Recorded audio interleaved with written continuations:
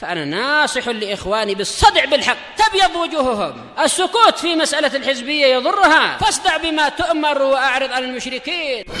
سلامي على دماج ورجالها والشيخ يحيى ودار العلم يا سعد بانيها. بسم الله الرحمن الرحيم.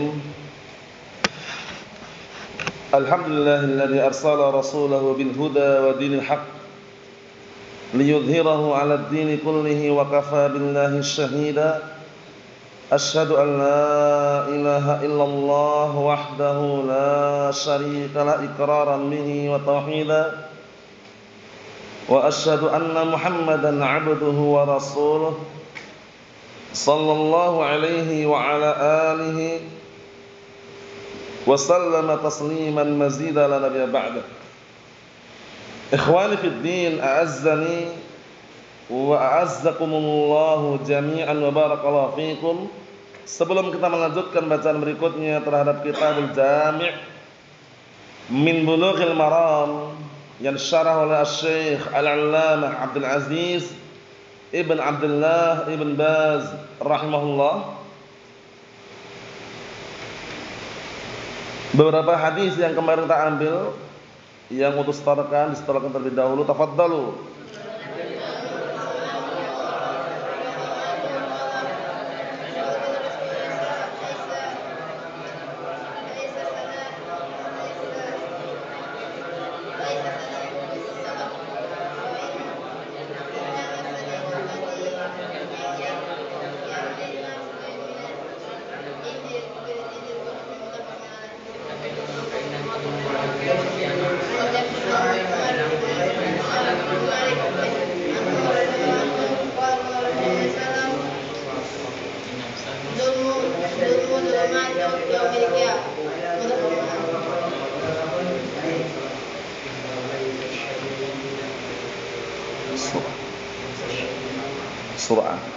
Bisura'ah.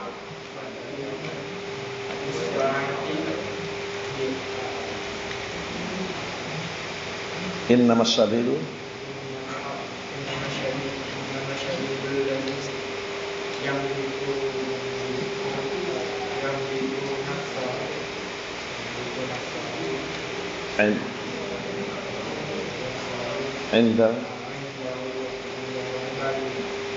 عند الغضب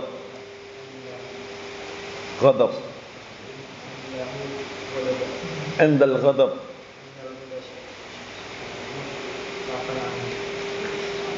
Na'am, ahsantum barakallahu fiik, a'anakumullah. Tidak masalah dilatih, cuman alangkah baiknya kalau yang masih latihan ini kalau misalkan menghafal itu dicocokkan dengan yang lainnya dulu, biar nanti lafadznya enggak salah.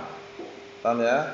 Nah, ya ini bukan berarti merendahkan antum, tidak, tapi yang namanya tulisan itu kan mungkin sudah benar tulisannya bacanya salah kan bisa juga. Maksudnya itu tuh yang masih latihan menghafal ini dicocokkan lagi. Paham ya, Saudaraku? Cocokkan dengan yang sudah senior atau yang udah lama yang paham, biar nanti bacaan itu pas. Menghafalnya itu bacaannya pas, enggak salah. Itu enggak masalah, bukan berarti menghinakan diri antum, tidak, justru semakin berpengalaman itu loh. Wah, ini salah yang benar seperti ini. Paham ya? Nah, itu nanti bacanya muttafaqun alaih. Muttafaqun alaih. Antum kurang al, bukan dulmun. Dulumatun ad-dulmu, ada alnya. Paham ya? Nah, seperti itu. Kemudian bisura'ah, sura'ah. Itu juga dikondisikan, tidak masalah. Nah, nanti yang berikutnya hadis yang 4, 5, 6. Yang berikutnya nanti insyaallah taala. Kita lanjutkan bacaan berikutnya, syarahnya, penjelasannya halaman 102. Qala asy-syarihu rahimahullah, hadhil ahaditsu fit tarhibi min masail akhlaq. Hadis-hadis ini berkaitan masalah peringatan terhadap akhlak-akhlak yang buruk dan tercela. Tarhib maknanya tahdzir sini, peringatan. Wasyari'atul Islamiyah ja'at bitarhib min masawil akhlaq. Dan syariat Islam ini datang membawa peringatan dari apa? Dari akhlak-akhlak yang buruk dan akhlak yang tercela. Karena akhlak yang tercela, akhlak yang buruk berseberangan dengan hikmah diutusnya Nabi kita Muhammad sallallahu alaihi wa ala alihi wasallam. Karena beliau diutus untuk apa? Menyempurnakan akhlak yang mulia. Innama bu'istu liutammima makarimal akhlak. Hanya saja aku diutus untuk menyempurnakan akhlak yang mulia. Wa targhib fi makarimil akhlak. Dan agama ini datang juga untuk memberikan motivasi, dorongan terhadap apa? Akhlak-akhlak yang mulia. Wallahu ba'atsa nabiyahu sallallahu alaihi wa ala alihi wasallam wa anzala kitabah bihadzal amr. Dan Allah Subhanahu wa taala mengutus nabinya sallallahu alaihi wasallam dan menurunkan kitabnya dengan apa? Dengan perintah ini. Paham ya? Yaitu mengajak, memotivasi untuk berakhlak yang mulia dan memperingatkan dari apa? Dari akhlak-akhlak yang tercela dan akhlak-akhlak yang buruk. Jangan pernah terpetik di benak antum. Sebagian orang mereka mengatakan yang penting akidahnya, yang penting manhajnya, enggak mau peduli dengan akhlak, salah juga. Paham ya? Memang akidah nomor satu, sahih. Manhaj pun juga nomor satu. Tapi akhlak dan adab jangan diabaikan, jangan belakangkan. Akhlak dan adab ini, barakallahu fik, sebagai penyempurna. Semakin lurus manhajnya, semakin bagus akidahnya, seharusnya semakin bagus juga akhlak dan adabnya. Bisa dipahami? Punya akhlak, adab, sopan santun, bagaimana dia mengajak bicara kepada orang lebih tua, ya kan? Bagaimana dia ngobrol dengan orang yang di bawahnya, usianya misalkan, bagaimana dia menyapa, ya kan? Bagaimana dia bertutur kata dengan temannya, tidak memanggil temannya panggilan hewan. Allahul musta'an. Paham ya? Atau mencaci maki temannya dengan sebutan-sebutan yang tidak layak, tidak pantas. Mahum, itu dihindari semuanya. Kalaupun ingin antum marah, paling-paling dengan doa, Allah yahdik. Ya kan? Hadakallah, aslahakallah. Itu bagus. Tapi kalau dengan sebutan hewan tadi, na'udzubillah min dzalik. Paham ya? Tahu tamam maksudnya sebutan hewan? Manggil temannya dengan sebutan hewan. Pantas atau tidak? Tidak pantas. Mafhum. Nah, kita lanjutkan lagi. Fal Qur'an unzal bid-da'wati ila makarimil akhlaq. Maka Al-Qur'an diturunkan untuk menyeru, mendakwahkan kepada akhlak-akhlak yang mulia, tata krama, sopan santun. Seperti kita, antum yang masih ada orang tua, ya kan? Kita ketika bicara sama orang tua itu, ketika di sana ada bahasa-bahasa yang halus, ucapkan. Misalkan kita orang Jawa misalkan, ada bahasa halus orang Jawa itu. Dia bisa mampu ucapkan. Bicara sama orang tuanya nih bahasa yang halus. Atau dia misalnya orang Sunda misalkan, bicara dengan keluarganya, bapaknya, ibunya dengan bahasa yang halus juga. Paham? Nah, maksudnya sopan. Sopan, ada namanya tata krama, ada namanya unggah-ungguh, nah seperti itu. Kita lihat. Wa mahasinul amal, dan juga mengajak, mendakwakan kepada apa? Amalan-amalan yang bagus. Wa a'dhamuha tauhidullah wal ikhlasullah wa ifraduhu bil ibadah sahih. Dan yang paling agung, yang paling besar, akhlak yang mulia, amalan yang paling indah adalah mentauhidkan Allah Subhanahu wa taala dan ikhlas untuknya dan menunggalkan, mengesahkan Allah taala di dalam beribadah. Mafhum? Nah, inilah definisi apa? Tauhid al-uluhiyah, ifradullah taala bil ibadah, mengesahkan, menunggalkan Allah taala dalam peribadatan. Hadi a'dhamul akhlaqil karimah sahih. Ini merupakan akhlak yang paling agung. Akhlak mulia yang paling agung adalah mentauhidkan Allah Subhanahu wa taala. Karena nanti disebutkan para ulama. Nah, para ulama mereka menyebutkan bahwasanya kenapa ini akhlak yang paling mulia adalah mentauhidkan Allah Subhanahu wa taala? Karena itu termasuk bentuk yang namanya ihsan. Sedangkan al-ihsan terbagi menjadi berapa? 3. Al-ihsan ma'allah, al-ihsan ma'a nafsihi, al-ihsan ma'a ghairihi. Ya kan? Berbuat baik kepada Allah taala dengan cara apa? Mentauhidkan Allah Subhanahu wa taala. Yang kedua, al-ihsan ma'a nafsihi. Berbuat baik terhadap dirinya, tidak menyakiti dirinya, tidak bunuh diri. Kemudian yang ketiga, al-ihsan ma'a ghairihi. Berbuat baik kepada orang lain.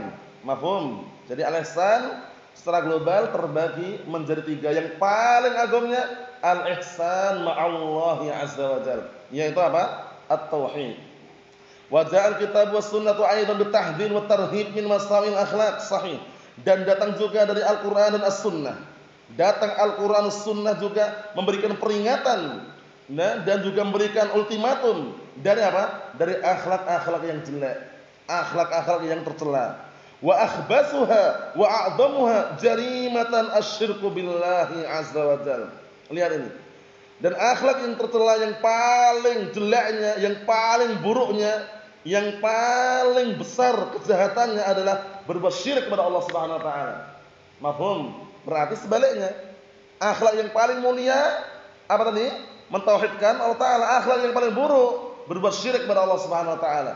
Mafhum? Nah, mensekutukan Allah taala dengan makhluknya, menduakan Allah taala dalam beribadah. Wa li hadza arada al-mu'allifu rahimahullah huna an yadhkura jumlatan min dzalik. Oleh karena ini al-mu'allif di sini beliau ingin menyebutkan secara global dari akhlak-akhlak tersebut, nasihatan lil muslimin, sebagai nasihat untuk kaum muslimin, wa tawjihan lit talib, dan sebagai arahan bimbingan kepada kepada pelajar alladzi yaqra' hadzal kitab, yang membaca kitab ini, ila hadil akhlaq al-madmumah, yaitu kepada akhlak yang tercela, akhlak yang buruk, liyahdaraha, agar dia berhati-hati dan waspada terhadapnya. Mafhum? Jadi hindari akhlak yang buruk, berkata bohong, janji mengingkari, diamanahi berkhianat. Paham ya? Nah, kemudian juga ucapan-ucapan yang kotor dihindari. Wal akhlaqul karimah, dan juga na barakallahu fiik, memberikan arahan bimbingan kepada seorang pelajar, kepada kaum muslimin, kepada akhlak yang apa? Yang mulia, kama ya'ti, dan sebagaimana akan datang, liyaf'alaha, agar dia bisa mengerjakannya. Masya Allah, lihat itu. Nah, Nabi kita Muhammad sallallahu alaihi wasallam, beliau diutus oleh Allah Subhanahu wa taala di antaranya untuk apa? Selain menyempurnakan akhlak yang mulia, sebagai rahmat, kasih sayang untuk alam semesta ini. Wa ma arsalnaka illa rahmatan lil alamin. Dan tidaklah kami mengutusmu, maksud mengutus Nabi kita Muhammad sallallahu alaihi wasallam, melainkan sebagai rahmat, kasih sayang terhadap alam semesta. Seperti itu. Kita lihat. Fa inna min ahammi ma yalzam fi haqqit talib an yastaqima 'ala al-akhlaqil karimah sahih. Dikarenakan termasuk yang perkara yang paling penting yang diharuskan pada hak seorang pelajar, istiqamah di atas akhlak yang mulia.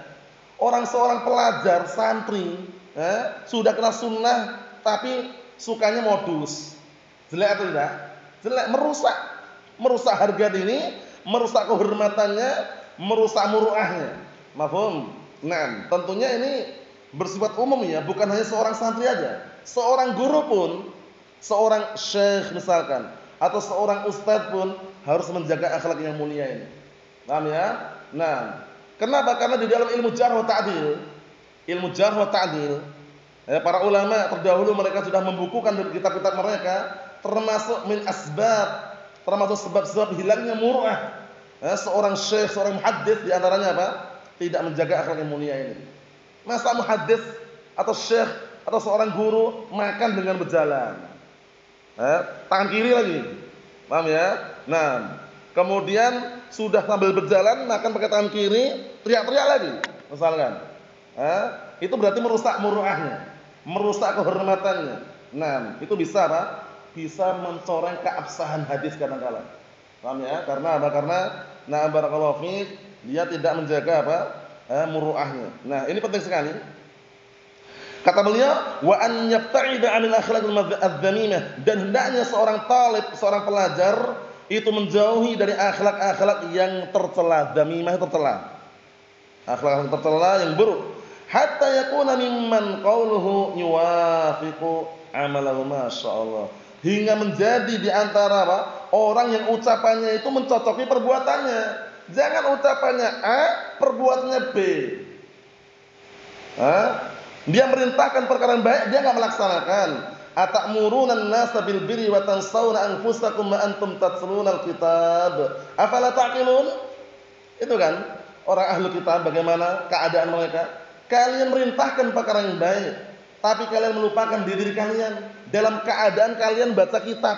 Dalil dia baca, hadis dia baca, Al-Quran dia baca, dia paham, tapi enggak mengamalkan. Paham ya? Jangan, barakallahu fiik. Al-ilm bila amal kasyajarah bila samarah. Ilmu tanpa amalan bagaikan pohon yang tidak ada buahnya. Hambar enggak, Bang? Hambar, enggak ada rasanya, enggak ada manfaatnya. Makanya ini bagus sekali.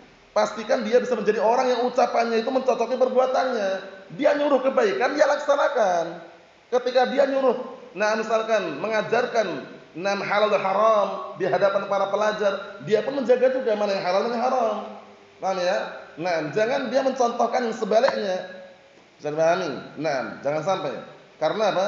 Karena ada ungkapan yang namanya buah itu ketika jatuh tidak jauh dari pohonnya.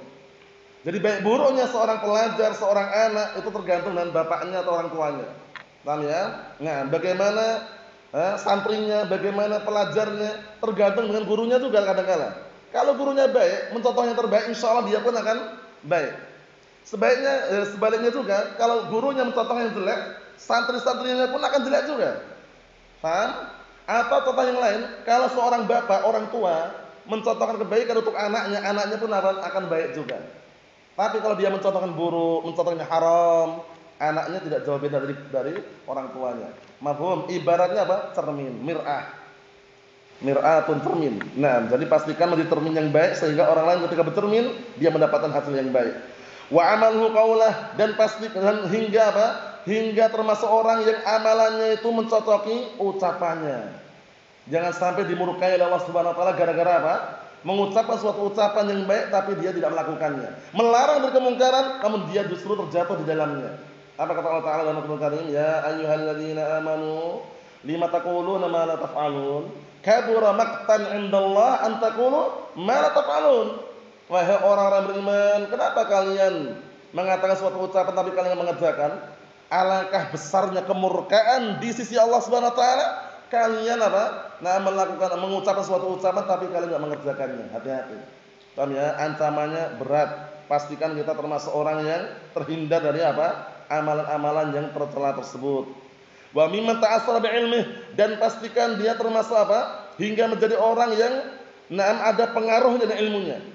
Apa maksudnya pengaruh dengan ilmunya? Maksudnya terpengaruh dengan ilmunya. Jadi kalau ilmunya itu baik, dia terpengaruh akan ada perubahan. Yang dulu jelek menjadi baik. Setiap orang pasti punya masa lalu atau tidak? Masa lalu orang itu enggak semuanya mulus, enggak semuanya bagus. Masa lalu orang ini akan bisa berubah di masa depannya ketika dia mendapatkan ilmu.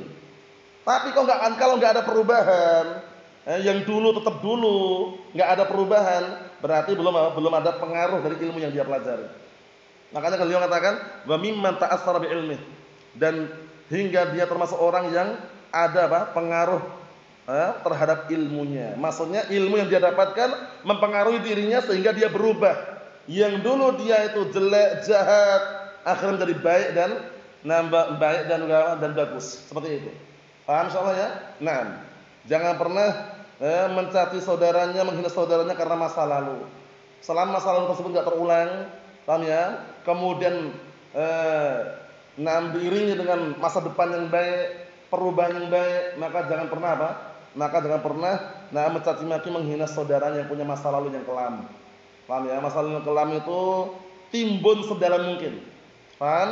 Selama orang itu tidak mengulangi kejahatan yang serupa, tidak mengulangi akhlak-akhlak buruk yang masa lalu dia lakukan, jangan pernah dibongkar lagi. Paham ya? Karena apa? At-taibu an dzanbin kaman la dzanbalah. Paham ya? At-taib an dzanbin atau at-taib an dzanbi kaman la dzanbalah. Orang yang bertobat dari suatu dosa itu bagaikan orang yang tidak punya dosa lagi dari perbuatan dosa yang dia bertobat darinya. Mafhum? Kita lihat lagi.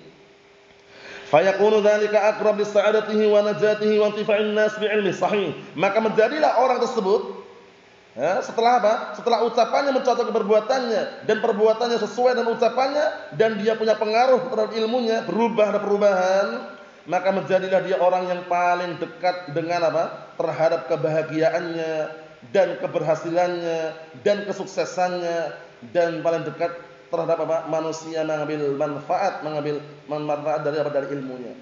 Lihat itu. Menunjukkan bahwasanya barakallahu fiik, akhlak yang mulia itu sangat berpengaruh sekali. Wa masamiul akhlaq hiya, dan akhlak-akhlak yang jelek yaitu disimak itu al-akhlaqul madmumah, itu akhlak-akhlak yang tercela, akhlak-akhlak yang buruk, allati naha anha syari'u, yang syariat itu melarang darinya, wa haddara anha, dan peringatkan darinya, yuqalu laha masawi. Ini dinamakan masawi.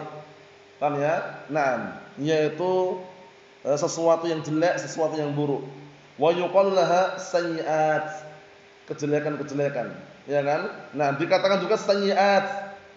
Karena sayyi'at ini kadang-kadang artinya kejelekan-kejelekan, kadang-kadang maknanya dosa-dosa kecil juga bisa juga. Paham ya? Tergantung konteks dan siaknya. Wa yuqalu laha khataya, dosa-dosa. Kesalahan-kesalahan. Wa yuqalu laha dzunub, dikatakan juga dengan dzunub. Paham ya? Karena akhlak yang jelek otomatis menghasilkan dosa. Iya kan? Wa yuqalu laha munkarat, dikatakan juga dengan sebutan munkarat, perkara-perkara yang mungkar. Nah, kita sebagai seorang yang paham sunnah, pastikan akhlak-akhlak yang tercela, akhlak-akhlak yang mungkar, perbuatan dosa, kejelekan-kejelekan, kejahatan-kejahatan, pastikan kita menghindar dari perkara-perkara tersebut semaksimal mungkin. Contohkan yang terbaik.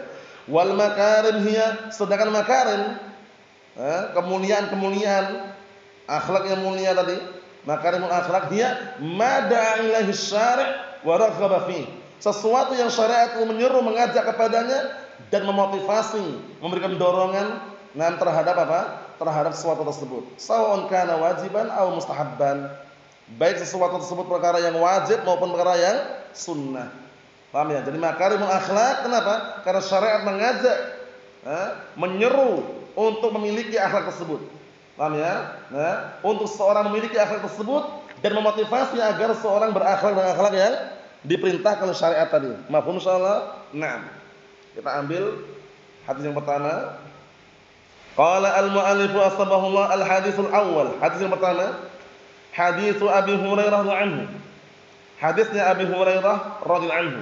Iyyakum wal hasada, fa innal hasada ya'kulul hasanat kama ta'kulun narul hataba. Allahul musta'an. Ngeri. Jangan pernah ada iri hati di dalam dada antum dan kita semuanya. Lihat ini. Hadis yang pertama, hadisnya Abi Hurairah radhiyallahu anhu. Apa kata Rasul SAW? Iyyakum wal hasada, waspadalah kalian, berhati-hatilah kalian, dan jauhilah al-hasad. Apa al-hasad? Iri hati. Iri hati. Yang tercela dan terpuji ini, yang dilarang, yang diperintahkan untuk menjauhi ini, yang rasa apa? Iri yang terpuji atau yang tercela? Yang tercela. Apa kemarin? Simpelnya definisi al-hasad kemarin, al-hasad al-madmum, rasa iri yang tercela. Definisi yang simpel kemarin apa? Tamanni zawalun nikmah 'anil ghair, berkeinginan, berangan-angan hilangnya nikmat dari orang lain. Iri hati, itu yang tercela. Adapun ghibtah juga rasa iri juga, cuman iri yang terpuji. Dia juga ada keinginan agar mendapatkan nikmat yang ada pada orang lain, tapi bedanya apa? Tanpa berkeinginan nikmat itu hilang dari orang lain. Paham? Nanti disebutkan contoh-contohnya dan sudah kita lewati hadisnya. La hasada illa fisnatain. Tidak ada rasa hasad yang diperbolehkan, tidak ada iri hati yang diperbolehkan kecuali di dua tempat. Dua tempat ini boleh. Yang maknanya apa tadi? Ghibtah. Yang pertama,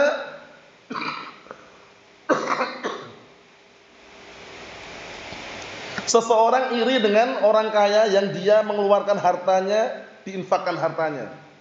Dia iri, dia mengatakan, duh seandainya aku seperti si fulan punya harta, misalnya aku akan berinfak dengannya. Tapi dia tidak apa? Tidak ada keinginan agar harta itu hilang dari si fulan. Paham? Tidak ada keinginan agar harta itu hilang dari si fulan. Dia hanya pengen punya harta seperti si fulan sehingga bisa sedekah. Boleh enggak itu? Boleh, itu namanya ghibtah. Yang kedua, iri dengan orang yang penghafal Al-Qur'an. Ya, yang dia gunakan untuk sholat dengannya, qiyamul lail, yang dia gunakan berhujjah dengannya, berargumen dengannya, dia iri. Wah, aku pengen sekali seperti si fulan itu bisa hafal Al-Qur'an. Nanti setelah itu aku bisa mengamalkan, bisa mengajarkan. Itu namanya ghibthah. Dan tidak ada keinginan apa? Agar hafalan itu hilang dari si fulan. Kalau sudah ada keinginan agar hafalan itu hilang dari si fulan, kemudian ada keinginan agar nikmat hilang dari si fulan, itu namanya apa? Al-hasad al-madmum. Iri hati yang tercela. Jadi bedanya tipis lah bedanya. Bedanya tipis. Kalau ghibthah itu enggak ada keinginan agar nikmat itu hilang dari si fulan. Dia hanya ingin punya nikmat seperti si fulan. Insyaallah terbedakan soalnya ya ilman, terbedakan.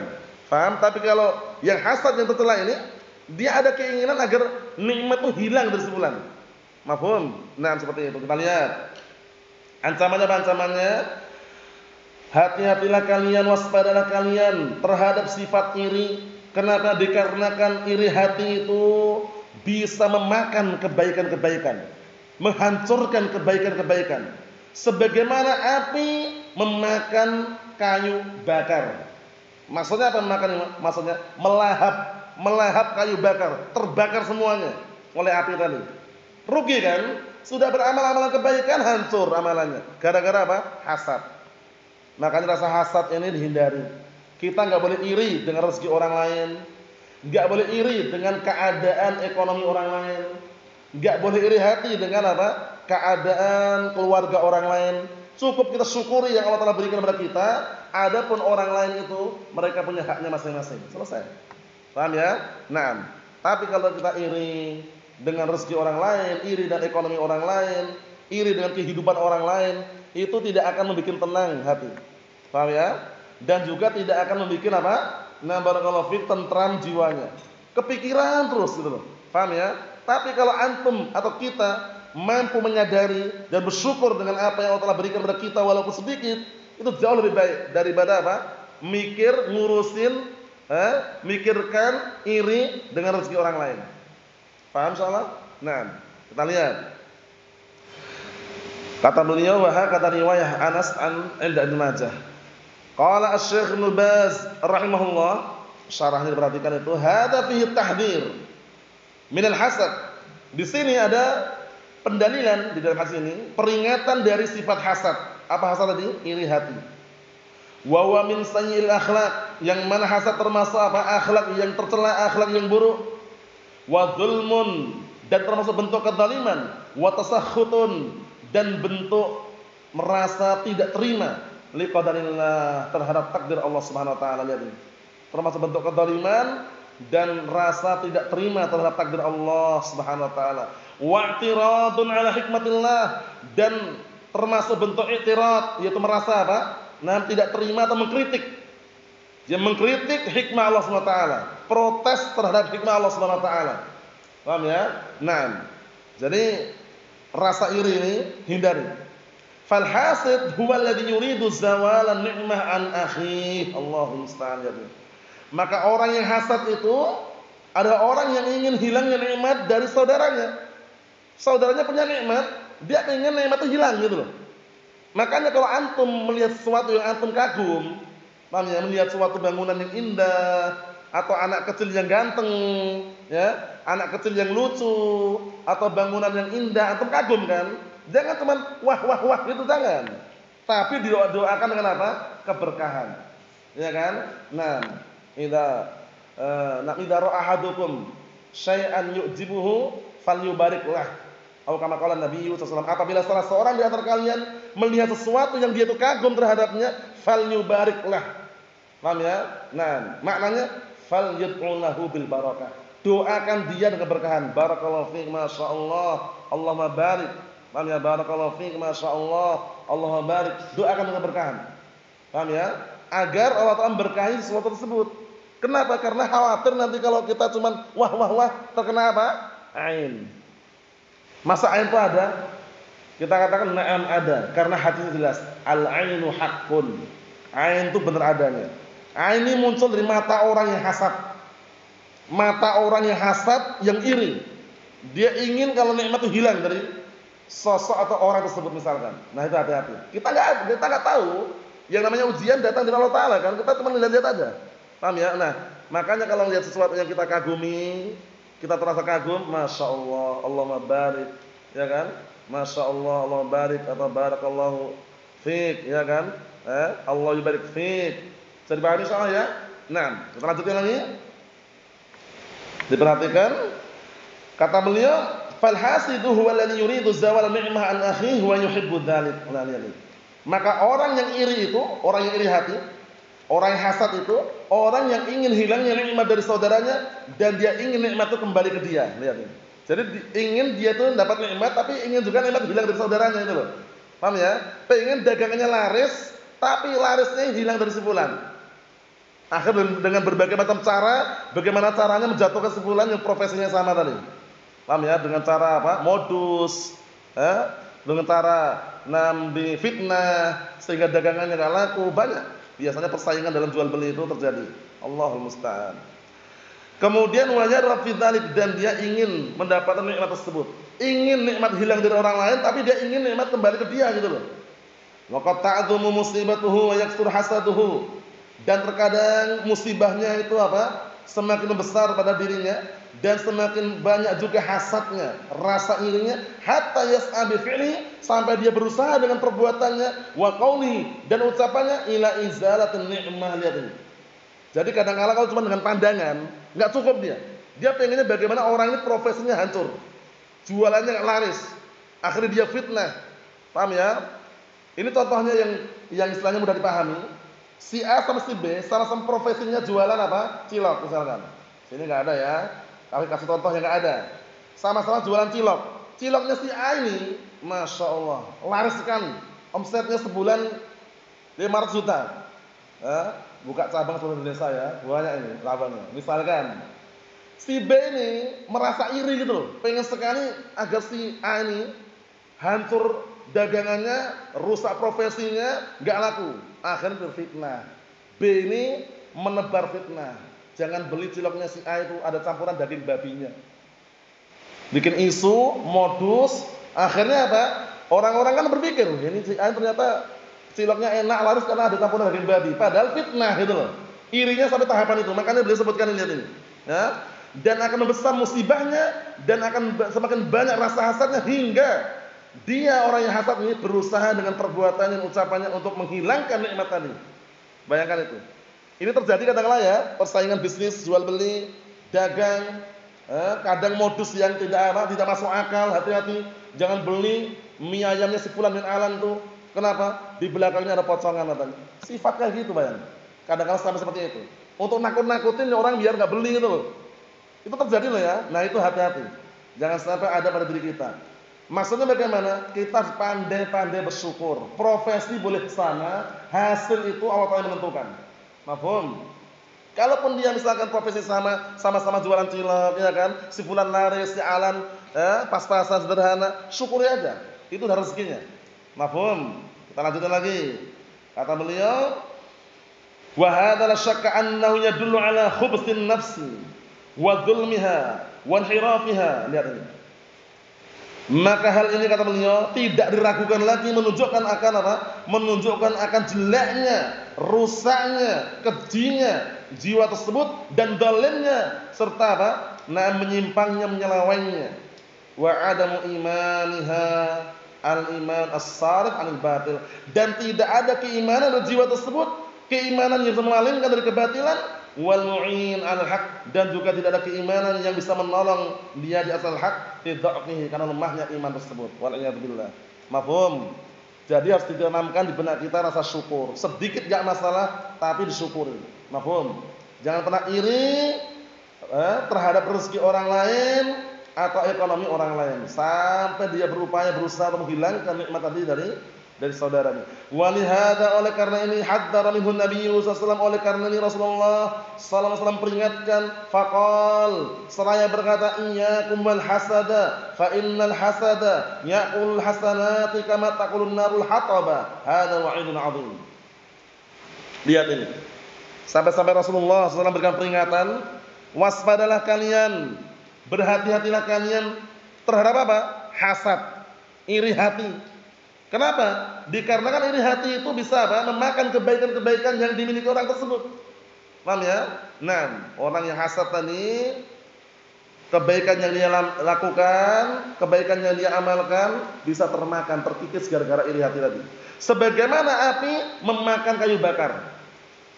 Apa kata Syekh Ibn Baz rahimahullah? Hadza wa'idun 'adzim. Ini adalah peringatan yang besar. Waqad 'arrafahu ulama, dan sungguh para ulama telah mendefinisikan al-hasad bi annahu mahabbatu zawali ni'mah an akhi. Ini juga definisi juga, pendek juga. Dihafalkan mudah juga. Maknanya mirip dengan yang kami sebutkan sebelum-sebelumnya. Diperhatikan itu.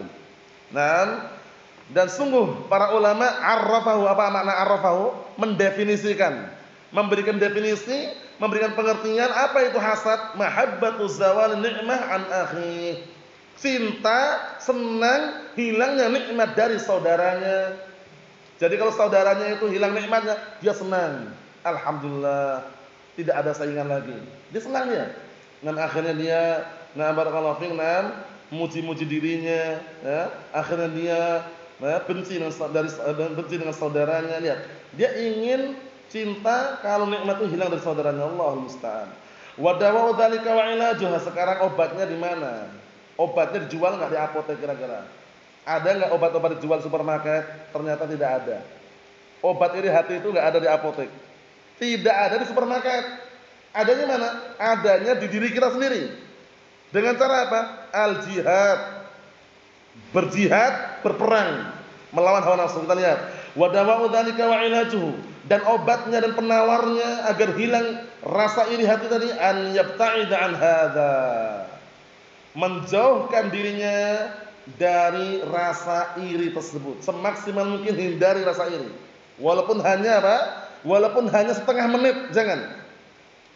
Wa an yu'alija nafsahu, dan hendaknya dia mengobati dirinya, wa yujahidaha, dan berperang melawan jiwanya, melawan dirinya. Karena apa? Inna nafsa la'ammaratun bisu. Karena sesungguhnya jiwa manusia itu pada asalnya senantiasa merintahkan kepada perkara yang jelek. Tapi karena kita punya ilmu, kita punya pegangan, paham syariat, paham as-sunnah, kita bisa mengendalikan. Bisa dipahami? Wa illa aslinya hawa nafsu. Manusia itu pengennya sesuatu yang tabiatnya jelek. Paham ya? Tapi karena ada ilmu, ada paham syariat, sehingga apa? Sehingga terkondisikan. Kita lihat, hatta yadhkura akhahu bil khair, hingga dia menyebutkan saudaranya dengan kebaikan. Masya Allah, si fulan, Masya Allah, si fulan jualannya lancar, si fulan jualannya laris, Masya Allah, Allah barik misalkan. Wa hatta yad'ulah, hingga dia mendoakan saudaranya. Wa hatta yaqul, hingga dia mengatakan Masya Allah, la quwwata illa billah, Masya Allah, tidak ada kekuatan dan daya kecuali apa? Milik Allah Subhanahu wa taala. Wa hatta la yaf'al syai'an yu'dhi akhah, dan hingga apa? Dia tidak melakukan sesuatu yang mengganggu saudaranya, la qaulan wala fi'lan. Tidak ucapan, tidak pula apa? Perbuatan. Dikit lagi. Fa idza lam yuhaqqiq hadzal hasad wa shara maghluban alaihi, afallahu anhu.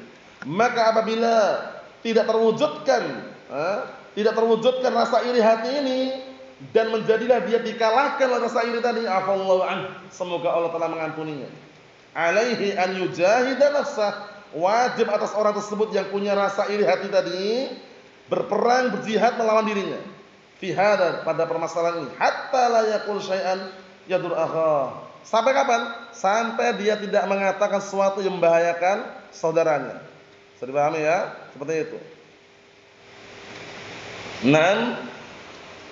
Kata beliau, wala yaqul syai'an yadur akhah, dan sampai dia tidak melakukan sesuatu yang apa? Yang membahayakan saudaranya. Ma'ijtihadihi, bersamaan apa?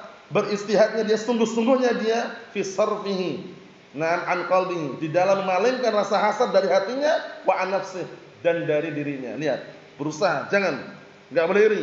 Profesi boleh sama, hasilnya beda-beda. Itu takdir Allah, ini juga takdir Allah. Alhamdulillah ala kulli hal. Dibiasakan seperti itu. Amma in fa'al, adapun jika dia melakukannya, yakni sa'afi dhumi akhi, dia melakukan dengan cara berusaha mendolimi saudaranya, qaulan aw amalan, baik berupa ucapan atau perbuatan, fa innahu yakunu hasidan zaliman, hina idzin, double dosanya. Allah musta'an. Dosanya double. Kalau dia melakukan melakukan apa? Berusaha mendolimi saudaranya dengan ucapan dan perbuatan, berarti dia apa? Berarti dia adalah orang yang iri hati dan berbuat kedoliman, double. Iri hati sudah perbuatan dosa, kedoliman perbuatan juga dosa. Jama'a bainal hasad wa dzulm, nasallahu al-afiyah. Kata beliau, orang tersebut mengumpulkan antara hasad dan kedoliman, nasallahu al-afiyah. Kita minta kepada Allah Taala keselamatan. Jadi jangan sampai merasa iri hati ini, al-hasad ini ada pada diri kita semuanya. Oleh karena itu terus kita minta perlindungan kepada Allah Subhanahu wa taala agar dihindarkan dari apa? Dari hasad al-hasidin, dari iri hatinya orang-orang yang iri hati, dan juga kita berlindung agar iri hati tidak ada pada diri kita, sehingga senantiasa bersyukur dan juga senantiasa mendoakan saudaranya dengan kebaikan dan yang semisalnya. Nasallahu as-salamata wal afiyah. Walhamdulillahirabbil alamin.